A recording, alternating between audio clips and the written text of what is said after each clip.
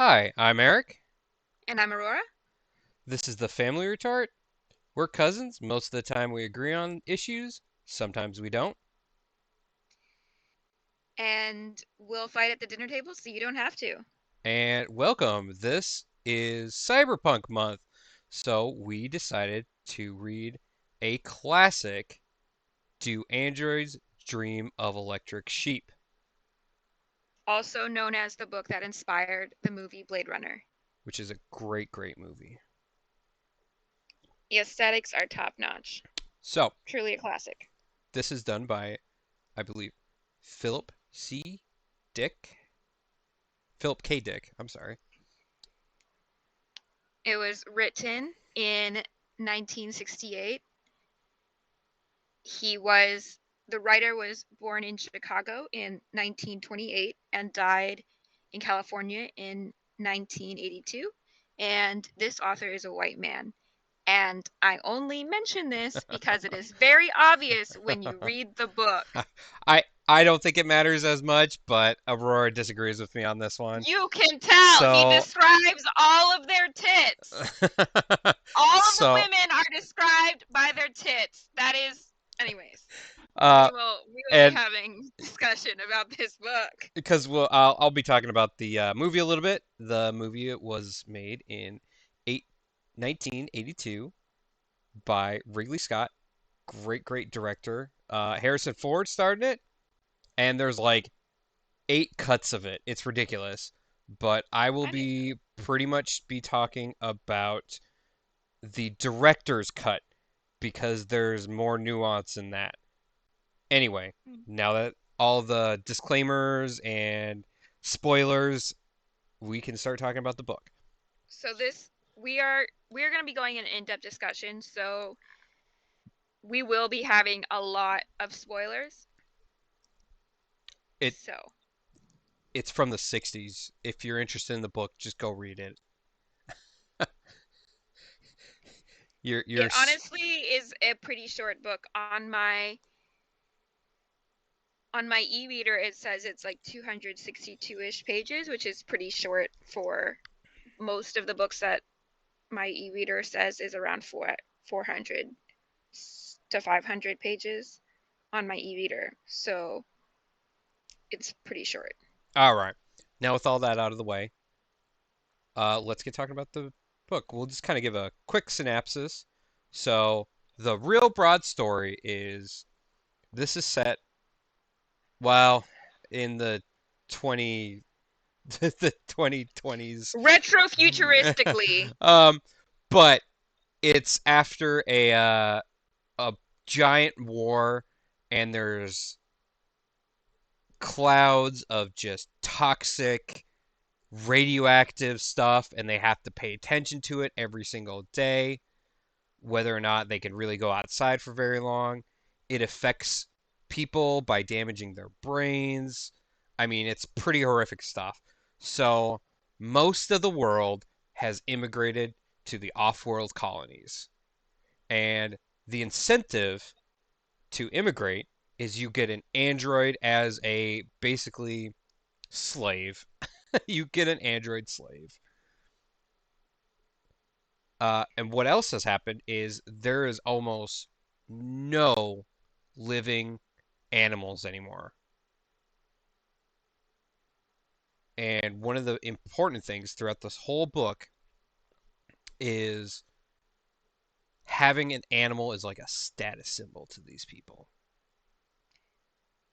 I I think what really stands out to me is this opening sequence. There is the status of the live animals and other things that you can get from the book that you wouldn't have gotten from the movie. yeah, Like in the book, they really go in on how empty everything feels. So the right reason off the why bat it's too. set in the city is because the emptiness, because so many people have died from the radioactive like dust fallout, and so many people have moved to Mars that there's just this vast emptiness that you can hear how empty and gone everything is. So people have congregated to cities so that they don't feel so alone. It's it starts off super And depressing, but I'll finish the synopsis.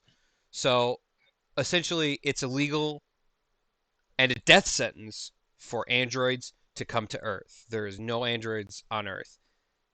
And did they ever really specifically go into why that was? I don't think they did. They just kind of went, if they're here, it's a death sentence. And there's these They people called Blade Runners that they hunt them down. they do have some explanation of that. And then there's also the explanation that for an android to come to Earth, they have to rebel against their master. Yeah. So there is like parts of that in So there, but there's some other reason as well that I forgot. I can't remember. I think they might have just brushed over it very quickly. But It was very quick. it doesn't really matter in the grand scheme of things. It's not really the point.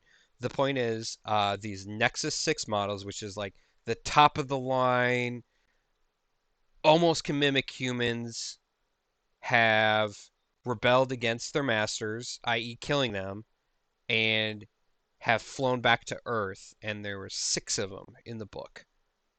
Well, there's actually seven, but one of them is basically a model, if you will, for this company that's selling them or trying to sell these androids and show how realistic they can be.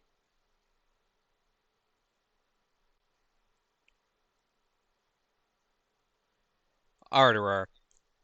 So now we got the synapses kind of out of the way. Just a real quick one. What do you think,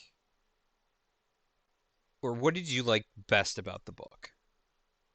Because there's a So lot of stuff going on here. so for me, I really did appreciate a lot about the world building. I really think that he thought about the nuance of this topic and it was really well thought out. Things like, well, this is a really depressing world to live in, so they have this thing called the mood organ. And it's pretty clear that this guy is constantly using the mood organ to adjust Yeah. his mood to to avoid falling into a depression. They also have something called the empathy box where you can feel connected to every single other person who's touching that box at the same time. There is a character that's not in the movie called John Isidore, who they cut him out completely in the movie, but it's kind of my favorite part is this is somebody who was affected by the radioactive fallout and there's a derogatory name for him called a chicken head. Um, they kind of reworked that character. Um, oh gosh, I So John Isidore and even the derogatory called chicken head, they people who have been affected by the radioactive fallout, they can't leave. They can't emigrate to Mars. They're stuck on Earth. And it honestly it gives really an interesting thought about disability. His boss, who runs the fake vet of people who just fix the electric animals, his body was affected, so it gives you a real life look at how the effective fallout affects real people.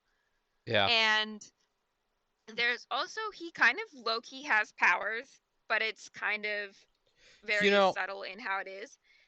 he's very observant, which it's pretty interesting that he's supposed to be the dumb one, yet some of the I think best insights come from his perspective on things and his take.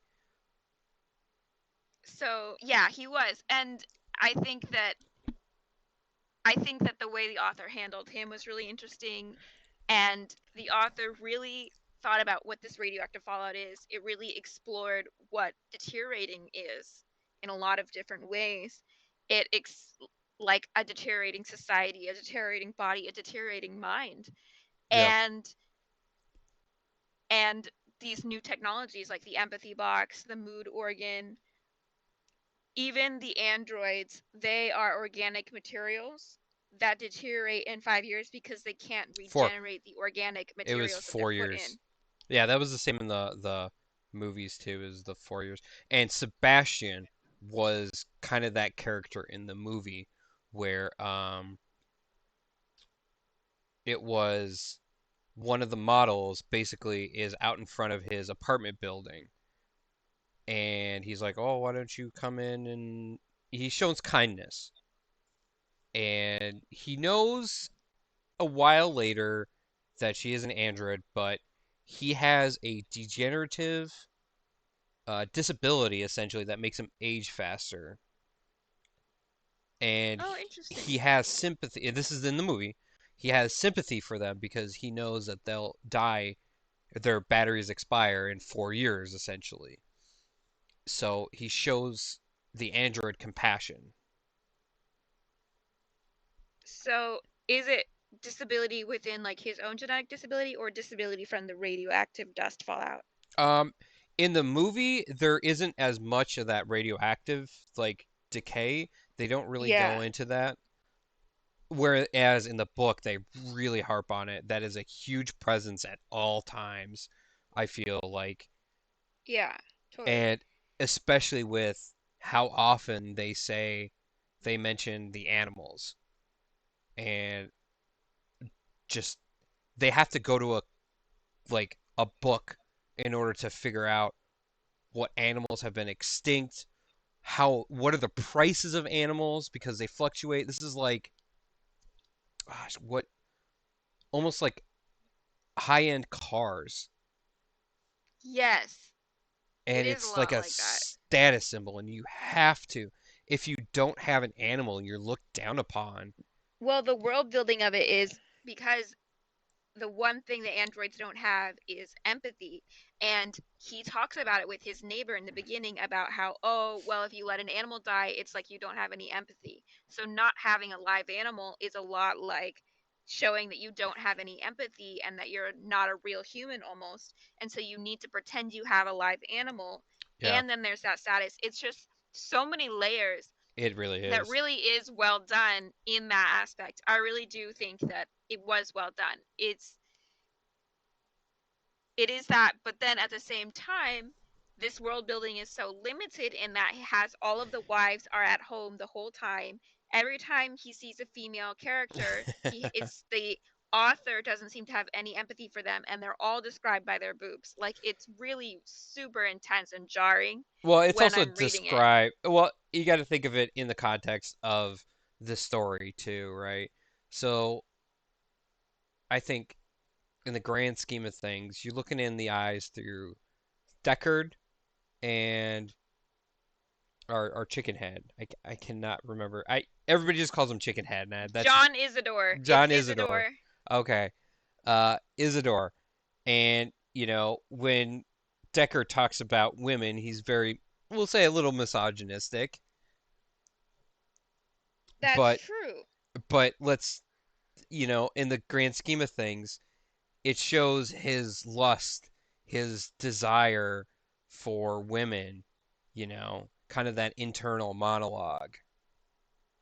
Um, But here's the thing is Isidore, he doesn't have that same he's like, "Oh, the a girl." He was very excited about it, but Isidore has this kind of empathy for all things, right? He's almost but he's but the author still describes the male android in this kind of racist way as this like brutish Han thing with tiny eyes and this kind of in this really it really gave racist vibes in a way that didn't Creepy. seem So congruous with Isidore's character. I think the big question that I was kind of asking, or the whole book was asking, is, are these people still technically people, even though some of the androids display more emotions than they are, and vice versa. Some androids are just cold hearted. There's a really particular scene towards the end where the androids found a living spider, which again, even insects are a huge deal in this world. I mean, anything.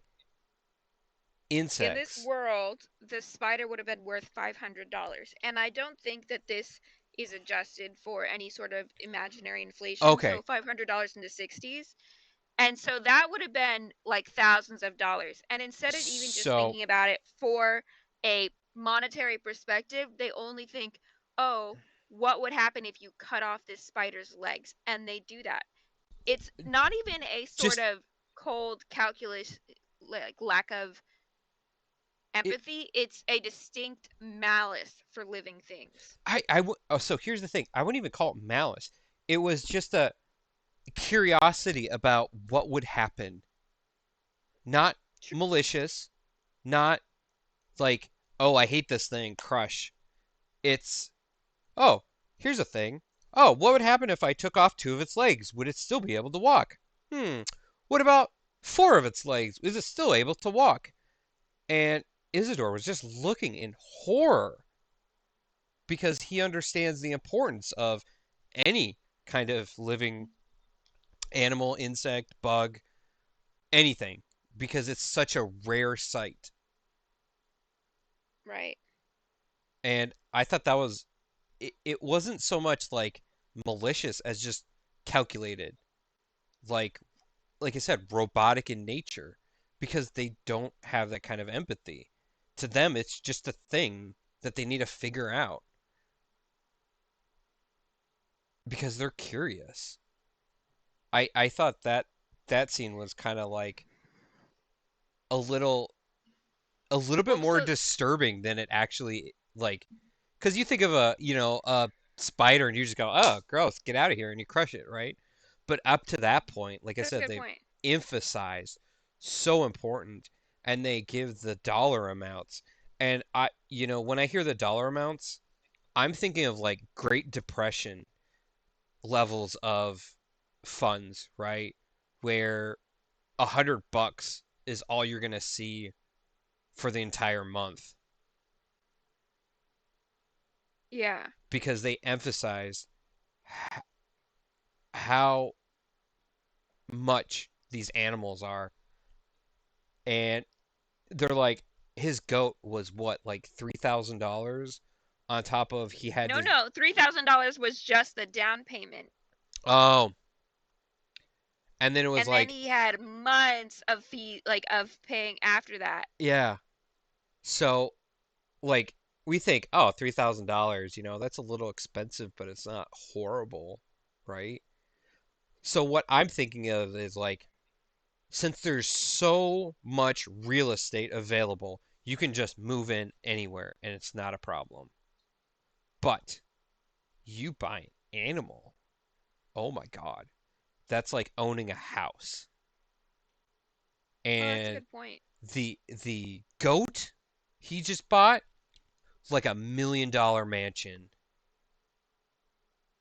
Yes. Same thing with the horse. We're talking like $2-3 million animal here. That's why when his sheep died, he was so devastated because he I mean, that was inherited it. basically a dowry. It was a dowry Yeah, from his wife's dad. yeah, because his wife's dad passed away, and then they like the family inherited the animal. Um, and one thing I thought was interesting was at the beginning of the book, he has to go to Seattle to basically test the new androids, and he needs to sign off whether or not they will pass the what is it, the von Kampf test, the I think testing they so. do. I can't pronounce it for the life of me, but it basically tests androids for emotional responses. And they kind of bribe him with an animal, with an owl.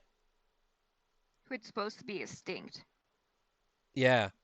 So he thinks, oh my gosh, they have an animal, but it wasn't a real one, but he thought it was real.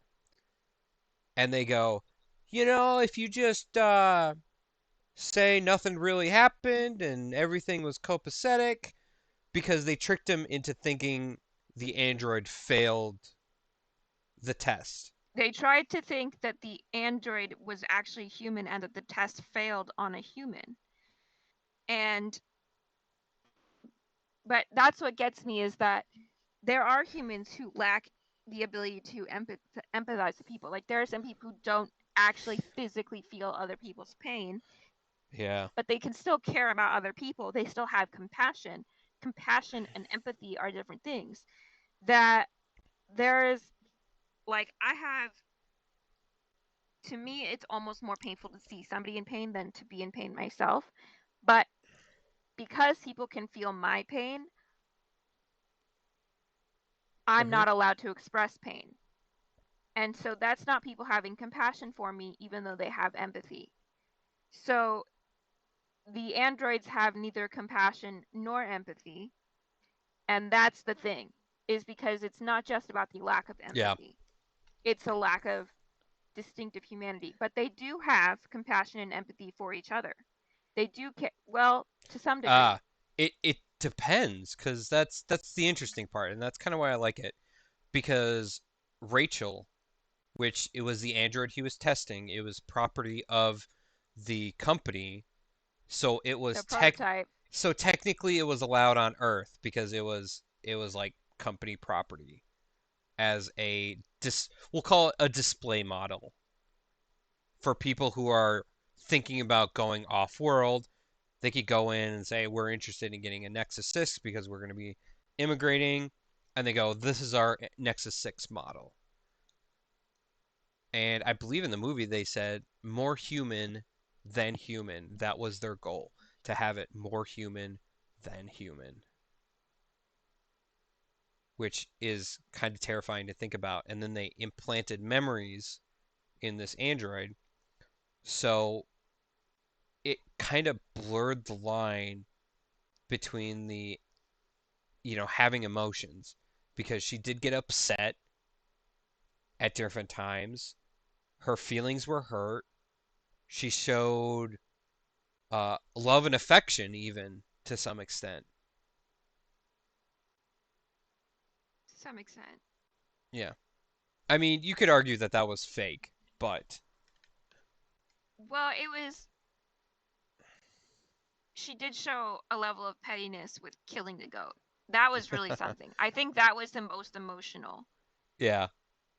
because, but the question is, was she doing it in spite of, out of spite, out of ego, out of, because she she slept with Decker in the thought that he will never be able to kill an android after sleeping with her, and he went to go kill Yeah, the other androids. because she thought that that would prevent the other androids from being killed.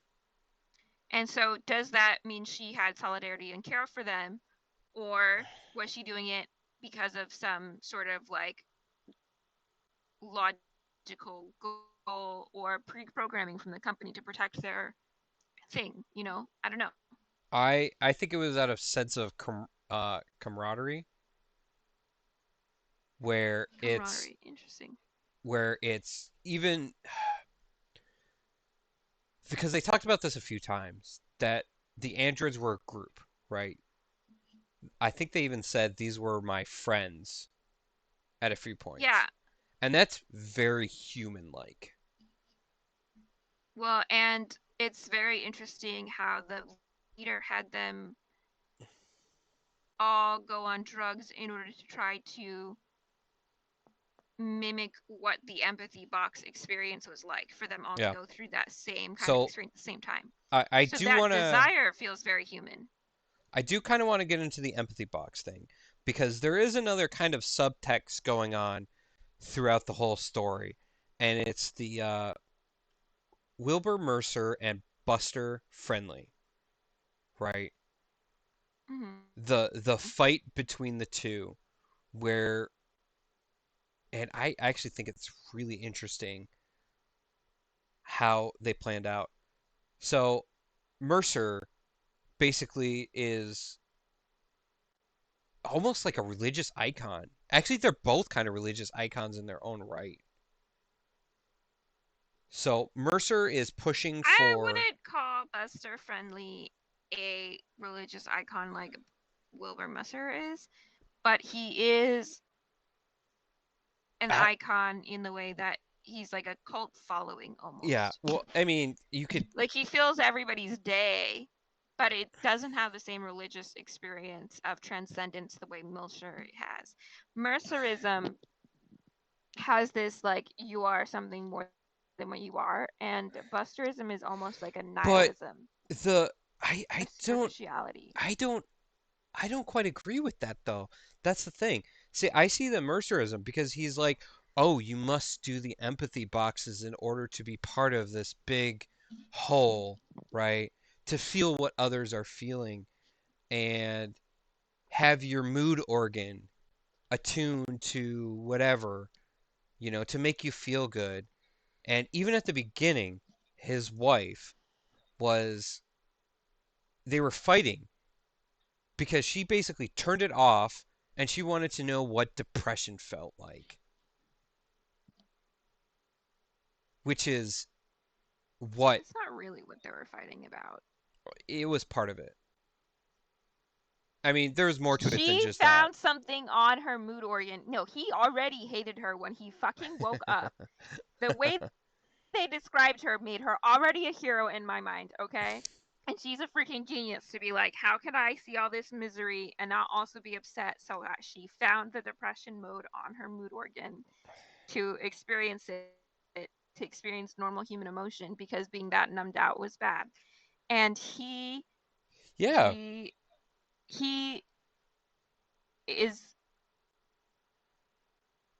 unempathetic towards her depression and constantly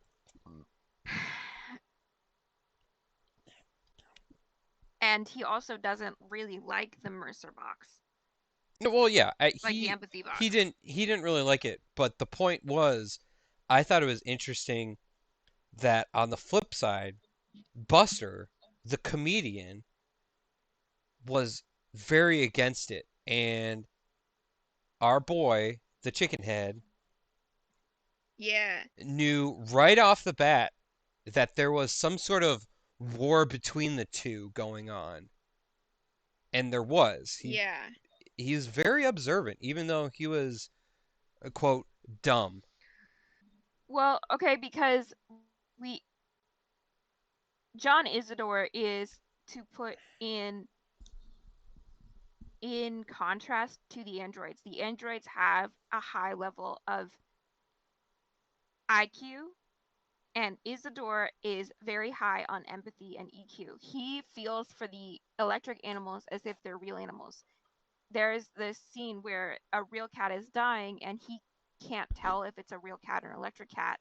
And there's a discussion with other people when he gets back to his office. They're like, I don't think he can tell. What did you try to do? Did you try to save it? And he's like, oh yeah, I tried to like unplug its spark plugs so that it wouldn't keep I making tried that to sound. recharge it, which And ended up killing so it. no, it was just already dying. Well, yeah, it was already dying too, but that kind of helped it along. No, it was just if he had known it was live, he could have taken it to a real vet. It was just already dying. He didn't kill it in any way. Anyway, But he has this hyper empathy that other people don't have. Other people don't have empathy for electric things. To some degree, they have some empathy for electric animals. It kind of feels like it, but it's much more distant. And they don't have empathy for androids, but he does. He has the empathy for these things, and he operates on this sort of emotional plane well, that okay, so I'm gonna return it to the Mercer and Buster thing. So well I anyway, so think, the point is just that uh, like he is on the opposite side, and the main character is in the middle of that, in between logic yeah, and empathy. yeah. Uh, but I think it's interesting how Mercer, it's a very homogenized group think, right? Almost like being an android, right? You're part of this collective where you have to feel stuff from somebody else who feels that way. And you have to Well, like, hold on, let me finish this point. okay. Whereas Buster, uh, shocker, he's an android. Wow. There was some subtle, I mean, not so subtle hints, but, and he's promoting basically the human experience, right?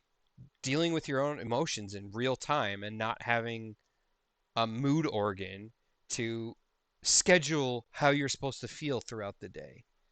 Is that really what he's promoting? Because I thought he was just making funny quips about this and that with all these No, different characters. because that's what I was getting out of. Yes, on the surface level, yes, but he was also an android. I think he's partially trying to ruin, you know, humans as a whole, but in doing so, you're making them more human.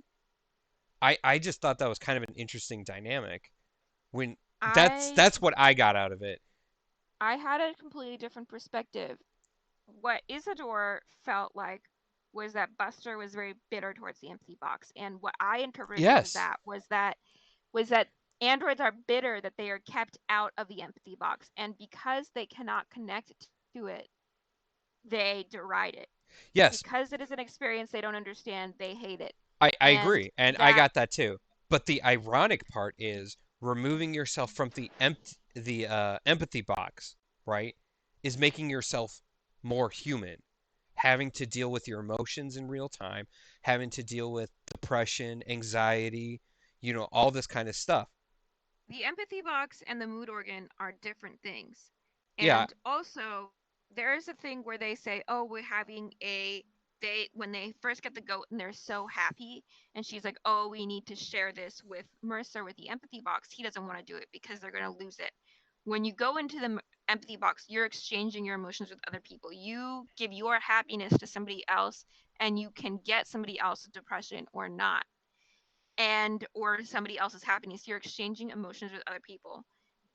It's communing with everybody, I and know. because everybody's And I so think so far that's apart and isolated, that communing across the ages when you don't have a physical presence and community is needed for this technology to breach it. I I know. personally think that that is what's needed. I think that there's something innately human with Oh, wanting to connect. see, and I think the opposite. I think that just removes yourself from, not dealing with your own emotions because you have to go and basically get emotions from somebody else. And I thought it was a No, little ironic that the you're android, sharing your happiness. You're but sharing your happiness. yeah, but you can't have your own happiness. You have to share it with, or you have to get it from somebody else. That No, just you're seems sharing so messed up. you have your happiness and you're sharing it with people Yeah, because but then the otherwise you're people who all are alone. yeah, but I'm saying the people who are receiving that, it's just such a dystopian nightmare to me, you know? For me, that's what I'm getting out of it. That's what I Well, think that it's is the so point. ironic. It is a dystopian nightmare that this form of communion is the closest thing they have. For example, John Isidore, he wouldn't be accepted in any community because even though we see him as a full person who's losing some facilities because of a devastating reactive society, he's been thrown away. He still has a job and he looks down on himself and others like him. He lives alone in the suburbs. Truly a horrible thing. I and don't know what you're talking and about. alone in the suburbs though, you don't want to live alone in the suburbs. Um, but he this is the only form of community he has. This is the only form of community many people have. This is the closest thing they've got. That's what's dystopian, but it's also like the only salvation they have. Yeah, and I This think is their that's god. that's This is like their horribly church. depressing. That That's is what's depressing about it, is that this is their option. But without it, he would have been completely alone. He would have been abandoned. but at the end You never all would have right. felt any connection to anybody ever again. Yeah, and like I said, I just think it's ironic that the android is uh, like I said, I think the more human experience is removing yourself from the empathy box. That's just my take on it. You may I disagree with me think on this, I think but that's true. We have completely different worldviews. I think that you are a very individualistic person who yes, thinks that, and the androids who do not even have anything besides a general belief of collective survival potentially. They don't have any empathy for each other even. I They are think hyper individualistic. They do not care about anybody else, and that is why they die. I think at some level they do have some sort of, well, okay, not all of them. So here's the thing. I think some have empathy for each other And some don't. and That's very some true. don't. Because you saw it in some of the examples where they're talking like, meh, go ahead and kill the other one. I don't care, kind of thing. Whereas some did, especially with like Rachel, right? She was kind of the exception, I guess. Well, but she also offered to help hunt them down, so it was kind of a mixed bag. They're halfway in between that point. Like they're trying to develop that way, but they're not there yet. Yeah, I think the thing was the not Prim, but the other female android who was at the end in John Isidore's apartment. Her, she is the one who had the closest to understanding what they lacked because she was the only one who stood. It was like, oh, we're so freaking smart. That's what makes us so stupid. Like yeah, she knew. She had empathy. She said, like, she's the one that she got it. She cared. I think she was the one. yeah. I agree with that too. Uh, But anyway, so I think that I see that we have very different. You're a very individualistic person. I'm very yeah. much like a collectivist Well, person, and that's the interesting thing about the book too. There's many ways of interpreting it too. Um, I think well, with the here's the thing: is novel, they said even the androids are lonely. oh, definitely. So it did talk the androids. Um, so the one of the questions is, well, if it's so dangerous for androids to come back to Earth, why the hell would you want to come back to Earth? And I'm glad he answered that in the book. It specifically says how horrible Mars is. It is so bad that they were experimenting, the androids were trying to experiment with drugs in order to try and feel some emotion. They were And trying to have some collective experience to mimic the empathy box, yeah, and they were reading reading. it, what was going on of But when they were talking about just it's just Mars, so dreary, and they're basically just like working in Mars. They're just working in mines out there. There's nothing. They're horrible. The humans are lonely there too, and Isidore is like, oh, don't they give you androids for that? And the android says the androids are lonely too. To yeah, to have even the androids be lonely out there really says something. yeah, it shows some level of emotion, right? Well, and in this, I think that this book very quantitatively says even though the whether the empathy box is good or bad is up for it. Mercer is likened to almost like God at this perspective, a God of humans' creation. And the author is very much on favor of Mercer and humans, I feel. Yeah, I did get that, especially towards the end where, you know, he finds the toad. I think the big one is the toad, right? And Where is Mercer is trying to give him hope. yeah, and he talks about how that's like, I guess the icon of Mercerism is he keeps going on about the toads. And he thought for a second he found an extinct animal out in the middle of nowhere, right? Right after he's just been dealing with all this, you know, we'll say emotional baggage because he just had to kill 6 androids, which has never been done before, came close to death 3 or 4 times before. Uh, And it's really trying on his emotional abilities as well because he has so much empathy for them. He really went through the emotional ringer, yeah, having to have an emotional connection to something and still having to kill it.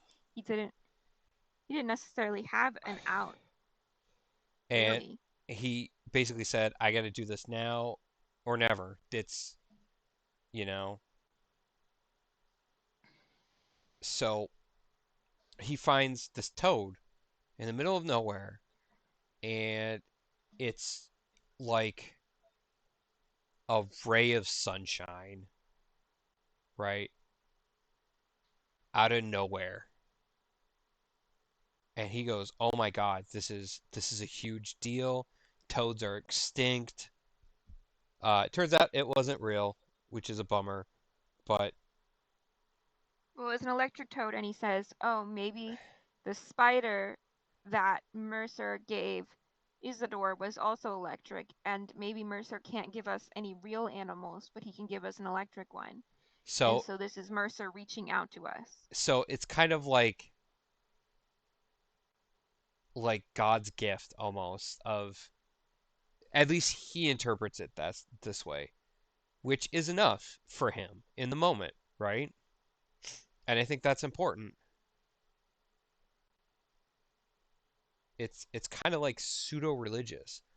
I did kind of want to jump and talk Yeah, I about think it's pretty religious. well, yeah, and you know it's kind of like a ray of hope in this is very bleak story, especially at the end too, where What did you what? Sorry, what did you want to talk about? Oh, so he finds out partway through the story that he's starting to have emotions for the androids. Um, Empathy. there's Well, and lust, I guess. That's what you're saying, yeah, right? well, it could be any of them. I'm not 100%. They don't really go into detail. They just said, I care about these androids. I think that's what he said. Because he was in a fake police station that these androids had set up with a real Blade Runner who are hunting androids, and they're essentially administering tests to each other, kind of. But he's thinking about these things. He's thinking about the android that he just had to kill, which was a opera singer, and he has the person ask him a question when he set up this emotional test. He said, "Just tell me what the readings are." And he basically finds out he cares about specifically the female androids, which, The androids he's attracted to. yeah, or cares about, which I thought was kind of interesting. And there is some bigger question whether or not Deckard is a android or not. The movie goes really heavy into that, where it really blurs the line, and basically they've come out and confirmed that he is an android in the movie. But in the book, I think the test was definitive proof that he isn't an android because of the readings said, he's showing empathy towards the Female androids. female androids. Yeah, Well, I personally feel like because I think in the movie he has an ex-wife, not an actual wife. yeah, I think it'd be very difficult to replace him with an android if he has a real wife. And it's pretty clear that the Gen 6 aren't up to snuff yet. to where a human is. So I think it's very hard to say that he current like this book version of him is an android, just because it's very clear the distinctions of what an android is and isn't, and who he is. So I personally would say he's not an android, and I think that to discuss whether he has empathy for the female androids is, first of all, I don't think he has any empathy for women in general. He doesn't have any empathy for his wife. He doesn't seem to have any empathy for like human women in general.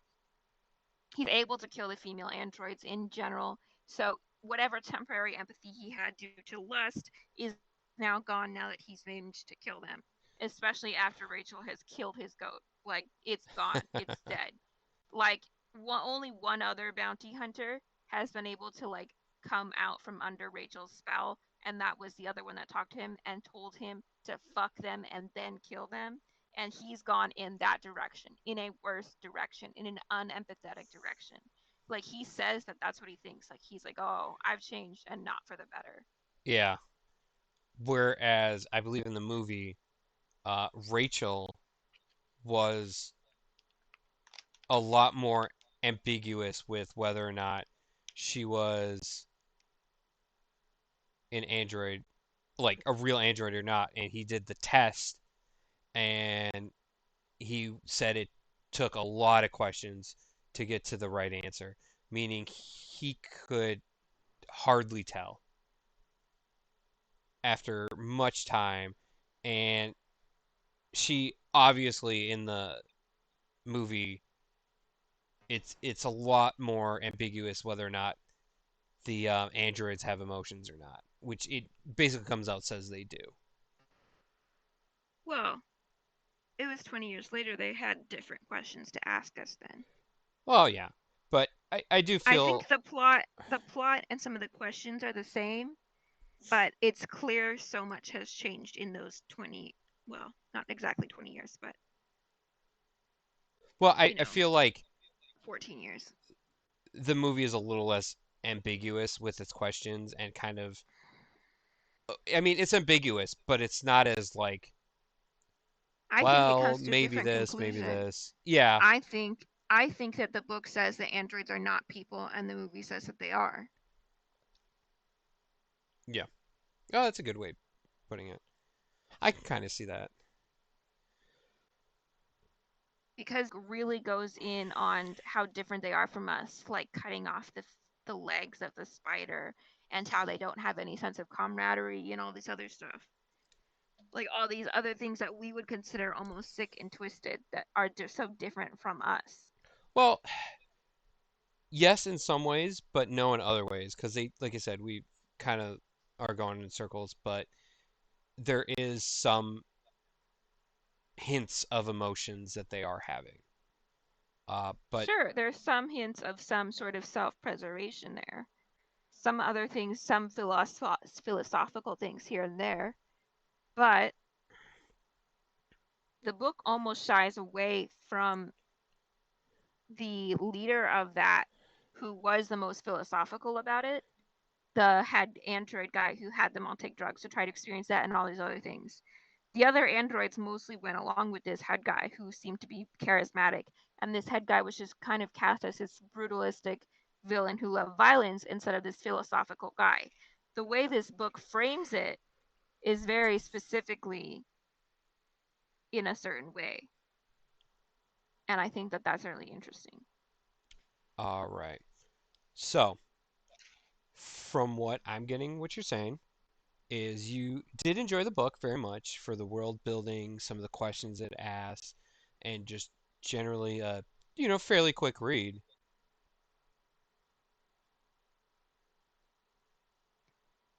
It was hard to stomach the constant misogyny. It's- No, it really was. It was really hard. I'm all not right, joking.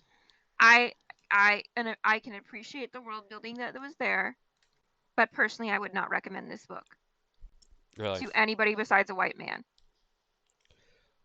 Like it really, really this what what this book is what I disliked so much about the second movie where it had these like giant sexualized ladies in the background just constantly fighting against my disgust reaction. just disgust, disgust, disgust.